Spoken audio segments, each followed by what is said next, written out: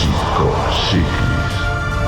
Si una persona se vuelve psicópata o narcisista por una cuestión educacional, porque le han tratado mal, porque le han hecho sufrir y esta persona se ha sentido obligada a desconectarse de sus emociones, ¿por qué cuando se hace mayor tiende a maltratar al resto de las personas, a someterlas, a vejarlas, a humillarlas, en vez de pensar lo que ha sufrido esta persona de pequeña e intentar hacer el bien al resto para que no sufran lo mismo que ella? ¿Por qué ha desaparecido la empatía de esa manera y en vez de intentar hacer el bien a los demás, quiere hacerles el mal?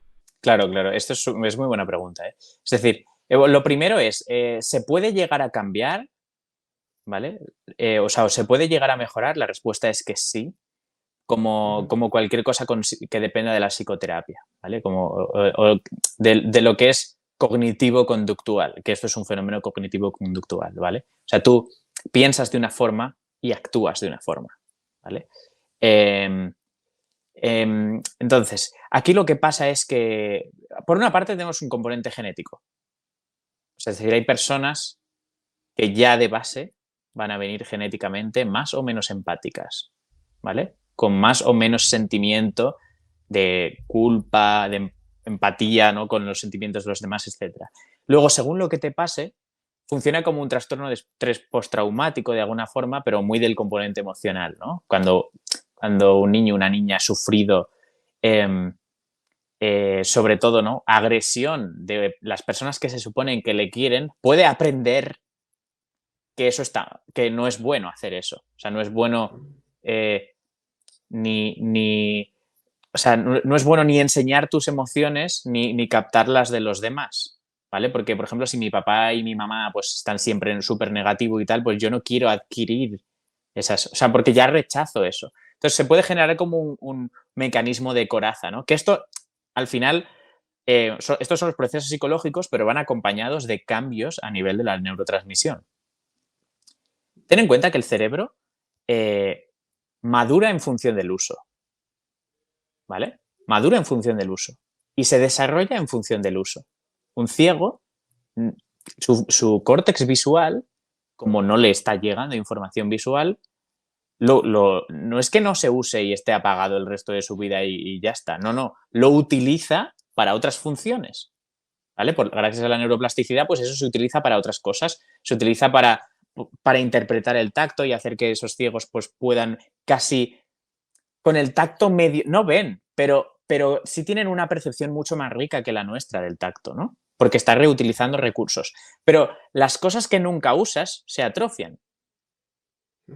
Es decir, si a ese ciego tú le das la capacidad de ver cuando tiene 20 años con su cerebro totalmente ya desarrollado para ser ciego, no ve, es incapaz de interpretar, porque ese córtex que ya ha aprendido a utilizarse para otra cosa, ya no es capaz de procesar la información visual. Eso solo se podía hacer con el desarrollo. Ya es demasiado tarde. O a un sordo, si le pones audífonos, ¿no? o un implante coclear con 20 años, no será capaz de interpretar bien los sonidos. Su cerebro ya no sabe qué hacer con eso, no ha aprendido a hacerlo. Entonces, depende de cuánto tiempo estés tú inhibiendo las emociones, ¿no? rechazando, huyendo y no aprendiendo a empatizar, puede ser más o menos reversible. ¿Entiendes? Puedes atrofiar de tal forma una función que te vuelvas como un psicópata adquirido.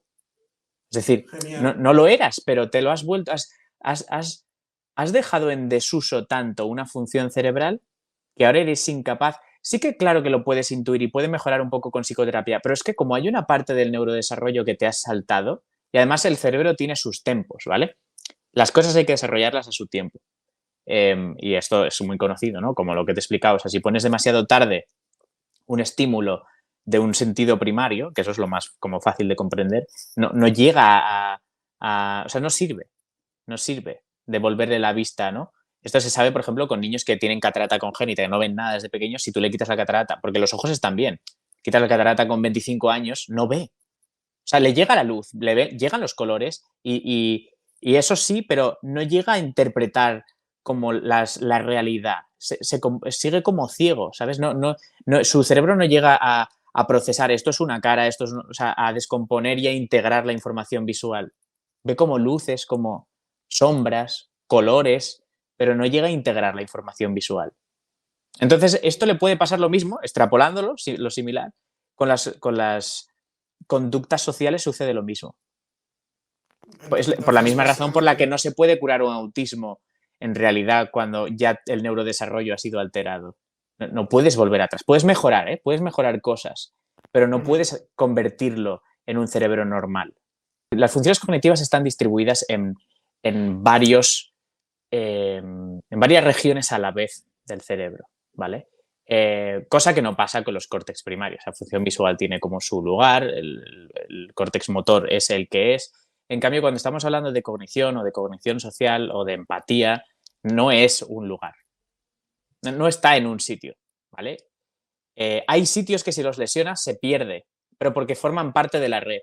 Si tú entre una red, vamos a ponerlo sencillo, de 3 nodos y quitas uno, puede que la red no sea capaz de compensar esa caída de un nodo y la función desaparezca, porque necesitas el diálogo entre varias estructuras, ¿vale? Entonces no hay ninguna región que a priori sea determinante en todos los cerebros. Esto depende muchísimo de cada persona y esto lo hemos aprendido sobre todo de la mano del ictus. ¿Por qué? Porque hay dos personas que pueden tener la misma lesión y en uno ser asintomática y en el otro dejarlo totalmente destruido a nivel cognitivo.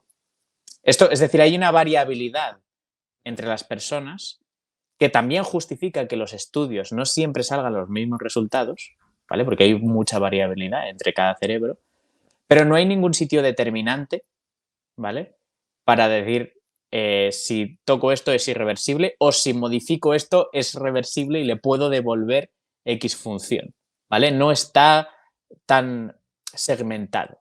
De hecho, y un poco de la mano de lo que me dedico yo, digamos que la neurociencia ha tenido mucho interés en segregar funciones en el cerebro. Esto está aquí, esto está allá, esto está aquí, pero cada vez nos estamos dando cuenta de que el cerebro es una única red con todo conectado por distintas vías que tiene distintos módulos, distintas agrupaciones, pero que todo está interconectado, no hay trocitos y cachitos sueltos que trabajan por separado, ¿vale?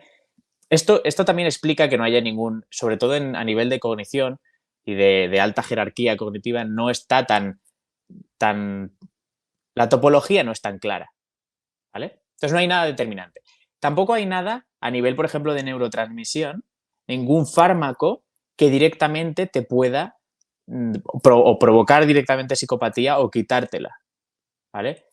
Sí, lo que sí que podemos decir es que si tú eh, produces mucho efecto antidopaminérgico con fármacos antipsicóticos, te va a bloquear la empatía, porque la dopamina es parte fundamental para que tú seas capaz de tener movimientos interiores que te lleven a acciones, ¿vale? Y por lo tanto también para percibir el entorno es muy, muy, muy importante.